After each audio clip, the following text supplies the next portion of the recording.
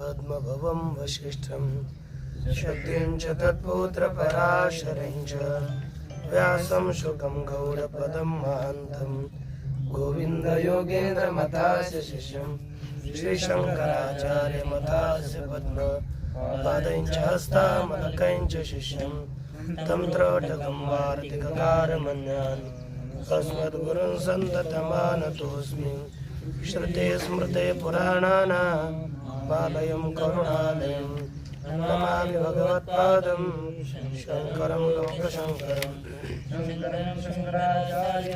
केशवं बादरायणं सूत्रभाष्यकृतौ वन्दे भगवन्तौ पुनः पुनः ईश्वरो गुरुरात्मेति मूर्तिभेदविभागिने व्योमोद्व्याप्तदेहाय दक्षिणामूर्तये नमः। ओम शांति शांति शांति। पूर्णमदः पूर्णमिदं पूर्णात् पूर्णमुदच्यते पूर्णस्य ओम शांति शांति शांति। श्री भगवान पांडुरंग परमात्मा, श्री ज्ञानवराय जगतगुरु तुकाराम महाराज, श्री संत एकनाथ महाराज, आदि गुरु शंकराचार्य इत्यादि सब संतों के अलौकिक हेतु की कृपा से उपनिषदों का विचार करते हुए बृहदारण्यक उपनिषद के तृतीय अध्याय का विचार प्रचलित है। इस तृतीय अध्याय में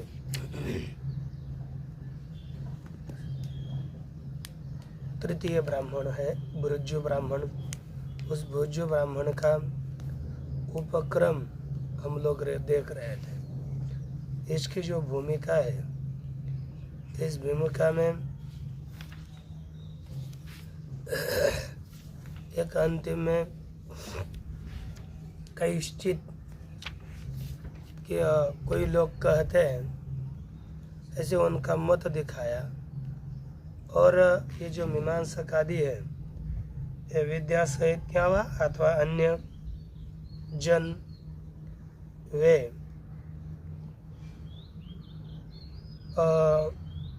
कर्म सहित अथवा विद्या सहित कर्म ही, विद्या सहित निष्काम कर्म यह कार्यांतर अर्थात मोक्ष का आरंभ करता है, यह उनका मानना था।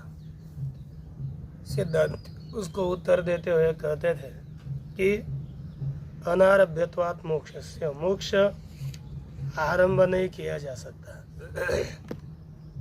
मोक्ष का आरंभ नहीं किया जा सकता, इसलिए यह मोक्ष क्या कर्म का कार्य नहीं है। कर्म कार्य मोक्ष नहीं है, यह बताया।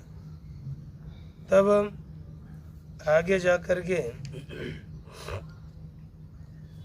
इसमें कर्म कार्य मोक्ष नहीं है यह कहा, और इसलिए बंधन का नाश ही मोक्ष है, कार्य रूप मोक्ष नहीं है। बंधन बताया, अविद्या ही बंधन है। उस अविद्या का नाश कर्म से नहीं हो सकता। अविद्या का नाश केवल विद्या से ही हो सकता है। इसलिए यह जो मोक्ष है और उसका कोई भी कर्म होगा, कर्म के 4 ही कार्य होते हैं, उत्पत्ति, आपत्ति, विकार और संस्कार। ये 4 ही कर्म के कार्य हो सकते हैं। ब्रह्म इसमें किसी में भी ना आने के कारण ब्रह्म कर्म का कार्य नहीं है, यह सिद्ध किया गया। तत्पश्चात अब आगे बस केवल अविद्या मात्र व्यवहित मोक्ष है। किसी भी अन्य पदार्थ, किसी भी पदार्थ के अंतर्गत यह मोक्ष नहीं आता, यह सिद्धांत ने बताया। तो पूर्व पक्षी कहता है, पूर्ववादी इसको स्वीकार करता है और कहता है कि बाढ़म, आपने ठीक ही कहा, भवतु केवलस्य एव कर्मण एवं स्वभावता, केवल कर्म का यह स्वभाव हो, अर्थात क्या स्वभाव हो, एवं स्वभावता अर्थात उत्पत्ति, प्राप्ति, विकार और संस्कार, यह इनमें कर्म समर्थ होने दो। केवल कर्म उत्पत्ति, आपत्ति और विकार करने में समर्थ होने दो, कोई समस्या नहीं है। किंतु विद्या संयुक्तस्य तो निरविसंदेह भवतु अन्यथा स्वभाव। कौन सा कर्म? विद्या संयुक्त, अर्थात विद्या शब्द का अर्थ यहाँ पर है उपासना। उपासना सहित जो कर्म है और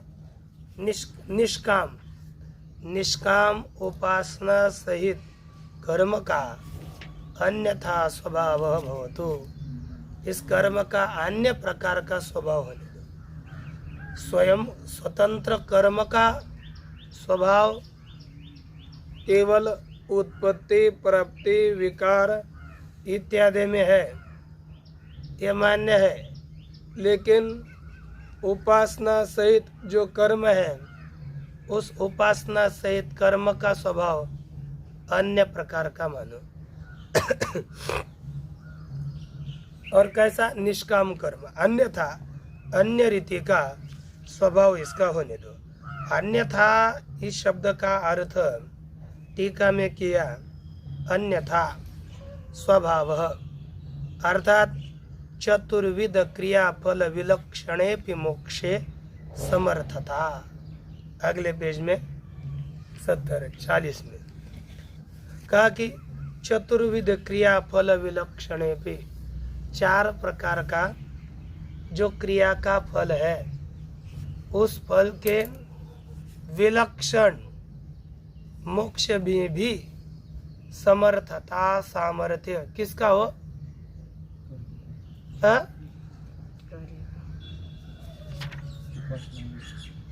क्या सोते रहते कह रे? बताई तो रहे, किसका सामर्थ्य? उत्पत्ति, प्राप्ति, संस्कार और विकार में कर्म का। अरे केवल कर्म का, केवल कर्म उत्पन्न करने में, प्राप्त करने में, विकृत करने में ये समर्थ है। लेकिन निष्काम उपासना सहित कर्म का सामर्थ्य किसमें है? मोक्ष में। किसमें? मोक्ष में। आप थोड़ा एकाग्र रहो। और क्या पता, केवल बैठना नहीं है, बैठ करके जो प्रश्न कर रहे थे वे देखते रहते, क्या पूछे, ऐसा थोड़ा ही होता है ना? जैसे कि एकदम मले जैसे आगे बस आगे जो बुझगांव ने रखे मराठी में, बुझगावने की तरह बैठे थे, क्या चल रहा है पता नहीं पता चलती, हमको नहीं पता चला, बस देखते रहते। यह उपासना सहित कर्म भिन्न है और स्वतंत्र कर्म भिन्न है। स्वतंत्र कर्म उत्पत्ति आदि करे, लेकिन ये जो निष्काम कर्म है, उपासना सहित कर्म, इसका फल मोक्ष होने दो, अर्थात ये मोक्ष में समर्थ हो जाए, कोई समस्या नहीं। ये पूर्व पक्षी कहता है। इसलिए एक दृष्टांत बता रहा है। अब सुनो दृष्टांत क्या बता रहे हैं, इसमें भी ध्यान मत दो। दृष्टम ही अन्य शक्तिकत्वेन निर्ज्ञातानाम अपि पदार्थानाम विशदध्यादेना विद्या मंत्र शर्करादि संयुक्तानाम अन्य विषय सामर्थ्यम। यह जो दधि और विष है, दधि और विष, इन दोनों का इधर लेना पड़ेगा। विष और दधि, इन दोनों का अंतिम तक ये आगे। विष और जो दधि है, ऊपर करो कोई समझ नहीं, नीचे मत करो। विद्या सहित कर्म अर्थात उपासना सहित कर्म और केवल कर्म, ये दो चीजें हैं। विद्या सहित कर्म, उपासना सहित कर्म का फल अलग और केवल कर्म का फल अलग। ये ध्यान दीजिए, नीचे देखकर जितना पंक्ति जब पढ़े तभी नीचे देखना चाहिए, उसका जब अर्थ कर रहे तब। अब इन दोनों में अलग अलग फलता है, यह बताने के लिए एक दृष्टांत दिया। दधि का सामर्थ्य है कि सर्दी इत्यादि निर्माण करना। दधि से सर्दी होती है, ज्वर होता है। और विष का सामर्थ्य है मारना। लेकिन यह अन्य समान सामर्थ्य वाले दोनों होते हुए भी शर्करा युक्त दधि हो तो उसका सामर्थ्य होता है शरीर को पुष्ट करना। पहले उसी दधि का सामर्थ्य है ज्वर लाना, लेकिन शर्करा मिलाएंगे तो वही दधि शरीर को पुष्ट करता है। तो शर्करा मिश्रित दधि का स्वभाव अलग है और केवल दधि का स्वभाव अलग है। उसी तरह विषयुक्त दधि का विष का स्वभाव अलग है, लेकिन मंत्र से युक्त विष ग्रहण करेंगे तो वह मंत्र युक्त विष मारक नहीं होता। केवल विष का स्वभाव है मारना और मंत्र युक्त विष का स्वभाव है तारना। तो ये दोनों के स्वभाव अलग अलग हुए केवल किसी की सहायता से। उसी तरह केवल कर्म का स्वभाव अलग होगा और केवल कर्म का स्वभाव अलग होगा और उपासना युक्त कर्म का स्वभाव अलग है। केवल कर्म संसार देगा और उपासना युक्त कर्म मोक्ष देगा। इस तरह का भेद बता रहे। अब देखो पंक्ति, दृष्टम ही, क्योंकि देखा ही गया है, अन्य शक्ति कर्तवेन निर्ज्ञाता नाम, अन्य शक्ति रूप से निर्ज्ञात है ना, अन्य शक्ति वाला रूप से ज्ञात कौन है? पदार्थ। कौन कौन से? विशदध्यादि नाम, अन्य शक्ति वाले अन्य शक्ति रूप से देखे गए पदार्थ जो विष दधि इत्यादि है, उनमें भी विद्या मंत्र शर्करादि युक्तानाम है ना। अन्य शक्ति रूप से ज्ञात पदार्थों को यदि विद्या मंत्र शर्करादि युक्त है तो अन्य विषय सामर्थ्यम, यानी अन्य विषय में सामर्थ्य देखा गया है। अर्थात स्वतंत्र रूप से अन्य सामर्थ्य और विद्या मंत्र युक्त शर्करादि युक्त ऐसे पदार्थों का अन्य सामर्थ्य, अर्थात मिलित सामर्थ्य अन्य और स्वतंत्र सामर्थ्य अन्य देखा गया है। तथा कर्मणोपि अस्तु इति चेत, उसी तरह केवल कर्म का सामर्थ्य अलग और उपासना युक्त कर्म का सामर्थ्य अलग, ये ऐसा कर्म में भी हो, ऐसा पूर्व पक्ष कहते हैं। इति चेत, सिद्धांत उत्तर देते हैं न प्रमाणाभावात्, केवल कर्म का स्वभाव अलग और उपासना युक्त कर्म का स्वभाव अलग है, इसमें कोई प्रमाण नहीं है। प्रमाण का अभाव होने के कारण इसका स्वभाव फल अलग नहीं हो सकता। तो उसमें उत्तर देते हैं कि उसको स्पष्टीकरण करते हैं। तत्र ही कर्मण उक्त विषय व्यतिरेकेण विषयांतरे सामर्थ्य अस्तित्वे प्रमाणम न प्रत्यक्षम नानुमानम नोपमानम नार्थपत्तिर्न शब्दोस्ति। कहते हैं कि कर्मणः कर्म का उक्त विषय व्यतिरेकेण ऊपर बताए हुए विषय से अतिरिक्त है ना, विषयांतरे अन्य विषय में कर्म का स्वभाव क्या है? उत्पन्न करना, प्राप्त करना, विकार करना, संस्कार करना, यही कर्म का स्वभाव है। उस उक्त विषय से अतिरिक्त उत्पत्ति आदि रूप जो विषय बताया उससे अतिरिक्त दो विषयांतर अन्य विषय कौन? मोक्ष।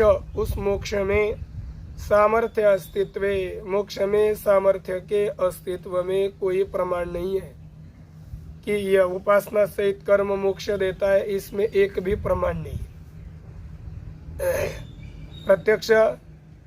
प्रत्यक्ष प्रमाण नहीं है, अनुमान प्रमाण नहीं है, अर्थापत्ति उपमान प्रमाण नहीं है, अर्थापत्ति प्रमाण नहीं है, शब्द भी प्रमाण नहीं है, कोई प्रमाण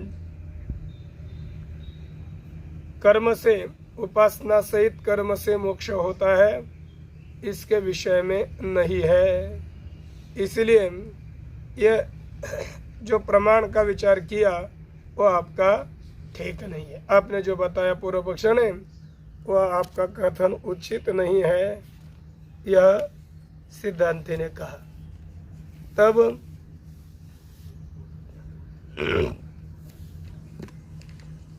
पूर्व पक्षी शंका करता है, कहता है कि अतीन्द्रियत्वात्, टीका, अतीन्द्रियत्वात् कर्मणो मुक्ति साधनत्वे प्रत्यक्षाद्य संभवेपि अर्थापत्तिरस्ति इति शंकते। पूर्व पक्षी क्या बोलता है? कर्मण अतीन्द्रियत्वात्, कर्म यह अतीन्द्रिय होने से, वह सेंद्रिय नहीं है, क्योंकि यह कर्म किसका साधन है? मुक्ति कर्म, ये दोनों भी सभी अतीन्द्रिय है ना। इसलिए कर्म मुक्ति का साधन है, इसमें प्रत्यक्षादि प्रमाण न होने पर भी अर्थापत्ति प्रमाण हो सकता है। अतीन्द्रियत्वात् अर्थात कयो हो मुक्ति कर्मण हो, कर्म भी अतीन्द्रिय है और मुक्ति भी अतीन्द्रिय है, दोनों भी अतीन्द्रिय है। इसलिए कर्म मुक्ति का साधन है, इसमें प्रत्यक्षादि प्रमाण न होने पर, क्योंकि प्रत्यक्ष से दोनों नहीं दिखते, तो कर्म मुक्ति का साधन है, इसमें प्रत्यक्षादि प्रमाण न होने पर भी अर्थापत्ति प्रमाण हो सकता है। यह पूर्व पक्षी शंका करता है, कहता है ननु फलांतराभावे चोदनान्यथानुपत्ति प्रमाणम इति।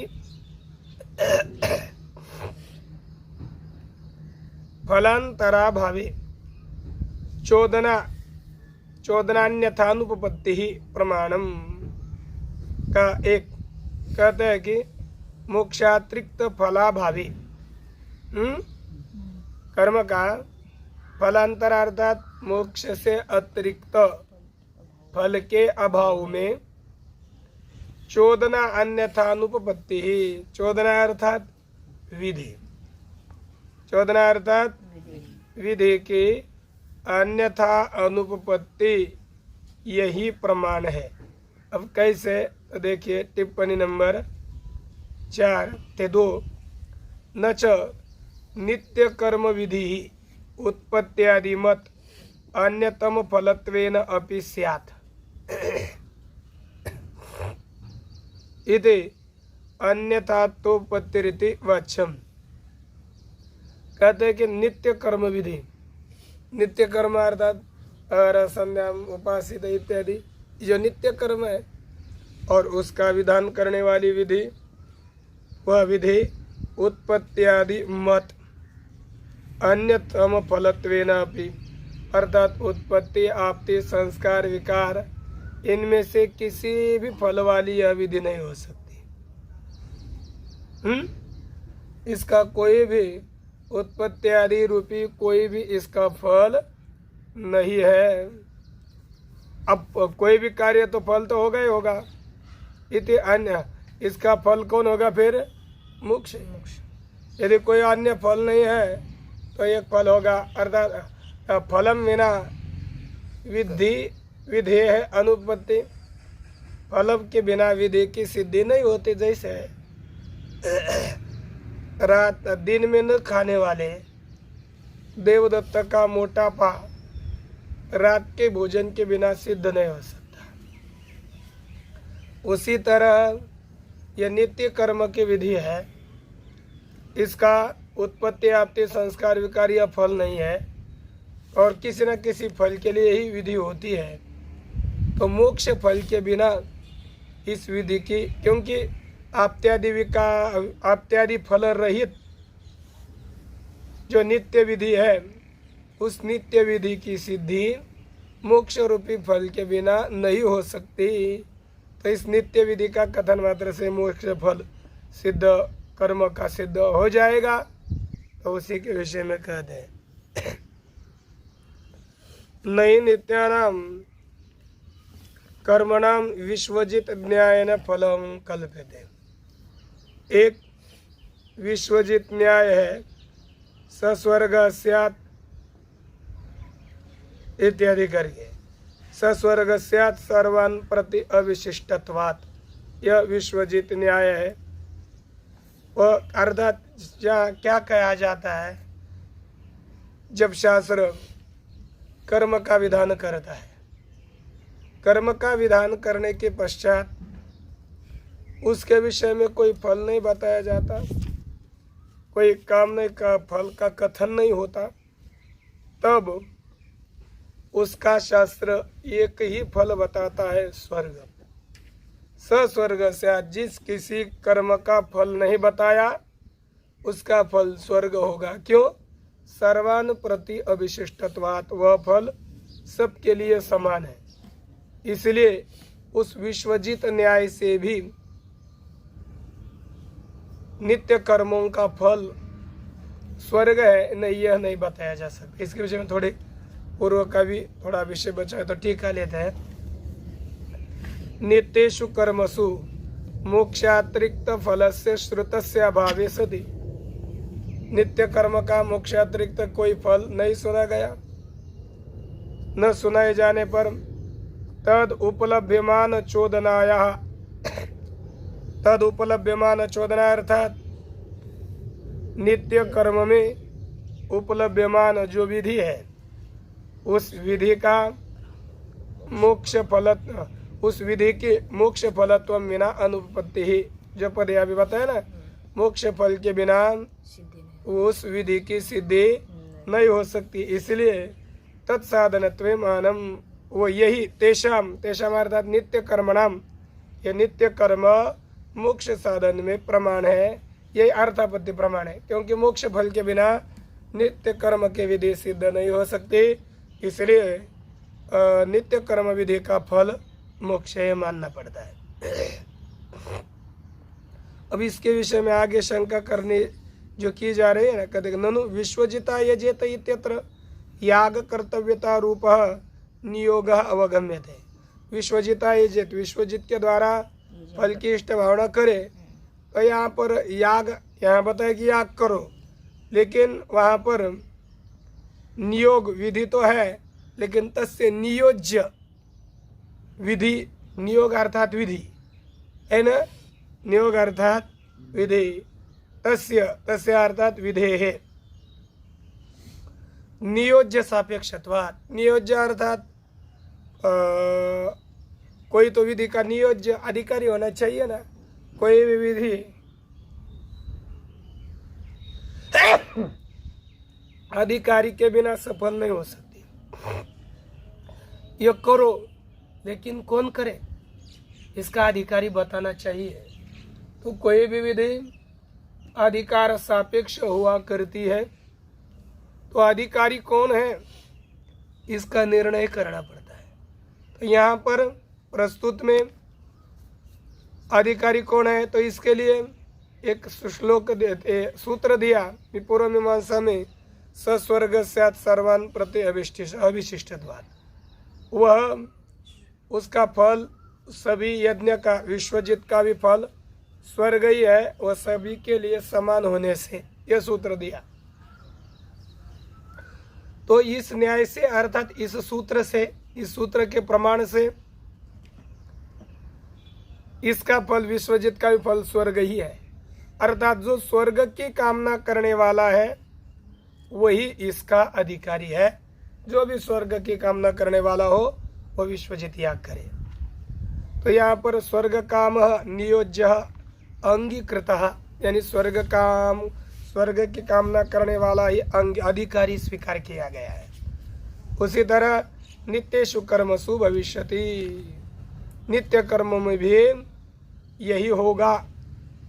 अर्थात स्वर्ग ही नियोज्य का विशेषण होगा, स्वर्ग ही फल की कामना करने वाला होगा। यह कहते हैं नहीं नित्यानाम कर्मणाम विश्वजित न्यायेन फलम कल्प्यते। नित्य कर्मों का विश्वजित न्याय से फल की अर्थात मोक्ष रूपी फल की कल्पना नहीं की जा सकती। तो कहते हैं कि अब यहाँ पर किसका कोई ना कोई फल मानो। तो आगे टीका में देख लीजिए, जीवन जुहुयात, एक जो जिंदा है वह हवन करे। क्या वाक्य है? जीवन जुहुयात। अरे वाक्य क्या है? अर्थ जो जिंदा है उसने वो हवन थोड़ा सावध रहिए, केवल सोते हुए ऐसे पूरे आलसी न हो रहे। जीवन जुहुयात, जो जीता है वह हवन करे। अर्थात यहाँ पर अधिकारी कौन है? जो जिंदा अर्थात जीवित मनुष्य अधिकारी है ना। तो जीवन विशिष्टस्य नियोज्यस्य लाभात, यहाँ पर क्या है? जीवन युक्त जीवित अधिकारी यह यहाँ पर प्राप्त होता है। न नित्येषु स्वर्गो नियोज्य विशेषणम इत्यर्थ। नित्य कर्मों में स्वर्ग यह नियोज्य का विशेषण, नियोज्य कौन हो गया? अधिकारी, अर्थात कामना करने वाला, उसका विशेषण हो गया स्वर्ग। अर्थात स्वर्ग काम अधिकारी है ना, तो कामना करने वाला अधिकारी, लेकिन किसकी? स्वर्ग की। तो यहाँ पर नियोज्य हो गया पुरुष, तो उसका विशेषण हो गया कामना। तो नियोज्य का विशेषण रूप स्वर्ग यह नहीं हो सकता। तो कहते कि ननु जीवन विशिष्टोपि फलाभावे न नियोज्य स्यात्। अरे जीवन विशिष्ट होने पर भी फल का जहाँ पर अभाव होता है वह नियोज्य नहीं होगा, क्योंकि वह अधिकारी नहीं होगा।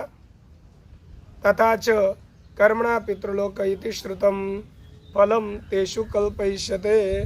तो इसलिए यहाँ पर केवल जिंदा है वह अधिकारी नहीं हो सकता, इसलिए उसको कोई ना कोई फल चाहिए कि जिंदा है कि कार्य करो, ऐसे नहीं, कोई ना कोई फल चाहिए। और सामान्य शास्त्र में कर्मणा पितृलोक बताया गया है, तो उसी श्रुति से हम पितृलोक ही इस नित्य कर्मों का भी फल मानेंगे। तो कहते हैं ना श्रुतम फलम अस्ति, इस कर्म का, नित्य कर्म का कोई सुना गया फल भी नहीं है। चोद्यंते चितानी, और उन नित्य कर्मों का विधान तो किया जाता है, कोई फल तो नहीं सुना गया और विधान तो किया जाता है। इसलिए पारिशेष्यात् मोक्ष तेषां फलमिति गम्यते, उनका भी फल मोक्ष ही है, यह ज्ञात होता है। नहीं, हम फल ही नहीं मानेंगे। तो कहते हैं अन्यथा फल न मानने पर, निष्फल होने पर ही पुरुषा न प्रवर्तेरन, पुरुष उन कर्मों में प्रवृत्त नहीं होंगे, पुरुषों के कर्म में प्रवृत्ति नहीं होगी। तो अपना सिद्धांति कहता है, अभी तक तो पूर्व पक्षी आया ना, तो पूर्व पक्षी अब सिद्धांति उसके प्रति उलट बोलता है। ननु है लेकिन है सिद्धांति है। इसलिए टीका में लिखते हैं अनुपपत्या चेत नियोज्य लाभाय नित्येषु फलम कल्प्यते। अनुपत्ति अर्थात अर्थापत्ति, अर्थापत्ति से यदि नियोज्य के लाभ के लिए नित्य कर्मों में आप फल मानोगे अर्थापत्ति अर्थात अन्य कोई फल, पहले दी हुई अर्थापत्ति। नित्य कर्मों का अन्य फल नहीं सुना गया, और फल के बिना प्रवृत्ति कर्म में किसी की भी नहीं हो सकती, इसलिए नित्य कर्मों का फल सुना मोक्ष है। इस अर्थापत्ति से अर्थापत्ति प्रमाण से नियोज्य के लाभ के लिए नित्य कर्मों में यदि फल की कल्पना करोगे तो कथम तरी विश्वजित न्याय न प्राप्नोति थी, तो कैसे विश्वजित न्याय की प्राप्ति नहीं होगी, यह सिद्धांति कहते हैं।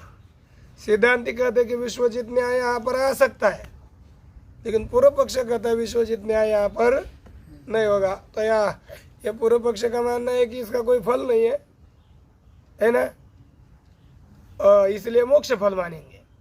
सिद्धांति कहते हैं कि अरे यहाँ पर विश्वजित न्याय ही प्राप्त होगा, कैसे नहीं प्राप्त होगा बताओ। आप अर्थापत्ति प्रमाण से यदि फल की कल्पना कर रहे हो मोक्ष, तो यहाँ पर विश्वजित न्याय मानने में क्या हरकत है। ये बोल रहे ननु विश्वजित न्याय एव आयात मोक्ष से कल्पितत्वात्। अरे यहाँ पर विश्वजित न्याय की ही प्राप्ति होती है, क्योंकि अनिच्छतोपि गले पतितः, टिप्पणी में लिखा इच्छा न करते हुए भी विश्वजित न्याय ही प्राप्त होता है, क्योंकि मोक्ष से कल्पितत्वात्, अर्थात कर्मणाम नित्य कर्मणाम मोक्ष से कल्पितत्वात्। ये नित्य कर्मों का फल मोक्ष है, यह आपने कल्पना करी है, अर्थात अर्थापत्ति कल्पना है, काल्पनिक मत मानिए। जो श्रुति प्रमाण है वही मुख्य मानिए ना, है तो श्रुत्र प्रमाण है, उससे हमको फल की कल्पना करनी चाहिए। ये जो बताया ना उसी को स्पष्ट करने जा रहे हैं। मोक्षे वा अन्यस्मिन् वा फले कल्पिते पुरुषा न प्रवर्तेरन इति मोक्ष फलम कल्प्यते।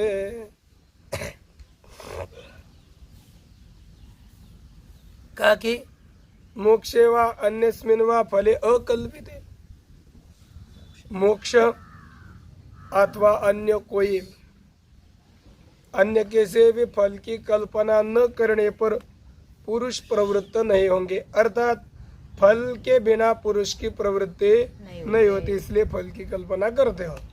मोक्ष अथवा अन्य कोई किसी फल की कल्पना न करने पर पुरुषों की प्रवृत्ति नहीं होगी, इसलिए मोक्ष रूपी फल की कल्पना की जाती है।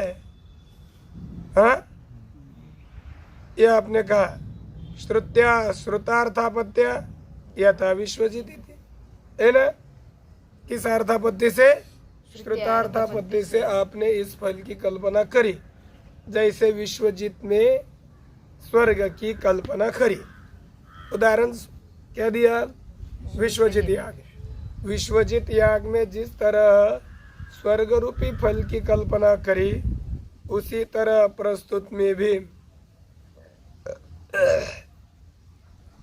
मोक्ष रूपी फल की कल्पना की जाती है। यह कहा है ना, मोक्ष रूपी फल इसका है। तब सिद्धांति कहने लगे, तब पूर्व पक्षी क्या कहते कि ननु एवं सति कथम विच्यते विश्वजित न्याय अनुभवती। आपने एक कल्पना करी कि नहीं, ऐसा है ननु एवं सति, यह आक्षेप में सिद्धांति उसके लिए दूषण देता हुआ आक्षेप करता हुआ कहते क्या था, वाक्यालंकार। ननु वाक्य के अलंकार में भी कोई उसका अर्थ नहीं है। एवं सति, ऐसा होने पर आपने अर्थापत्ति प्रमाण से यहाँ पर नित्य कर्मों का मोक्ष फल माना, जैसे विश्वजित अन्य कर्मों का फल माना। ऐसा यदि है तो एवं सति कथम उच्यते विश्वजित न्याय न भवति, तो कैसे कह रहे हो कि विश्वजित न्याय यहाँ पर प्रवृत्त नहीं होता? फलम च कल्प्यते, यहाँ देखो फल की कल्पना भी तो की जा रही है। विश्वजित न्यायश्च न भवति, और विश्वजित न्याय भी नहीं होता। इति विप्रतिषिद्धम अभिधीयते। इस तरह आप अतिशय परस्पर विरुद्ध बोल रहे हो। अभिधीयते अर्थात कहा जाता है, आपके द्वारा अतिशय विरुद्ध कहा जाता है। मोक्ष फलम एव न भवति इति चेत, पूर्व पक्षी पुनः बोलते महाराज मोक्ष फल ही नहीं होता। सिद्धांत कहते न, प्रतिज्ञा हाना, प्रतिज्ञा किया हान हो जाता है। मोक्ष इसलिए मोक्ष फल ही नहीं होता। तो पुनः कहते न प्रतिज्ञा हानात, प्रतिज्ञा की हानि हो जाएगी। कर्म कार्यांतरम, उन्होंने क्या की प्रतिज्ञा क्या की है? पूर्व पक्ष ने कहते कि कर्म कार्यांतरम विश्वदध्यादिवत आरभते इति प्रतिज्ञा था।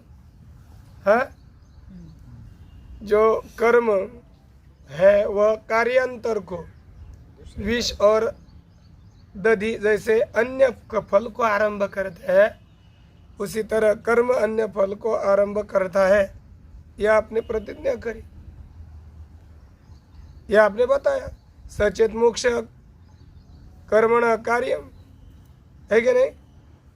वह यदि सचेत मोक्ष, वह यदि कर्म का मोक्ष कार्य है ना? सचेत मोक्ष कर्मण कार्यम फलमेव न भवति यदि सा प्रतिज्ञा है।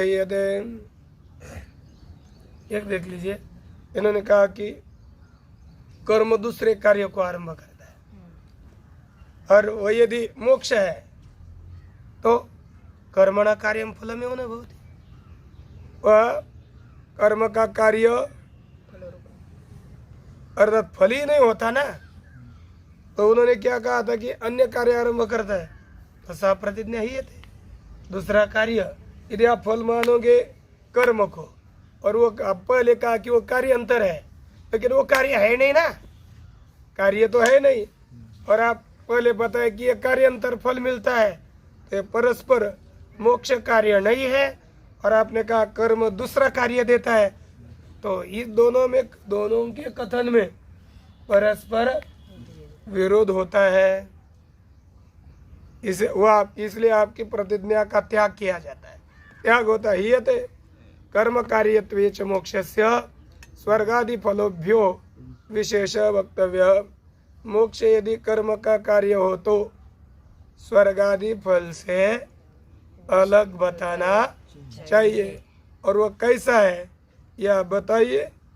तो इसके विषय में पुनः पूर्व पक्षी कहेगा, उसका विचार देखेंगे कल। ओम पूर्णमदः पूर्णमिदं पूर्णात् पूर्णमुदच्यते पूर्णस्य पूर्णमादाय पूर्णमेवावशिष्यते। ओम शांति शांति शांति।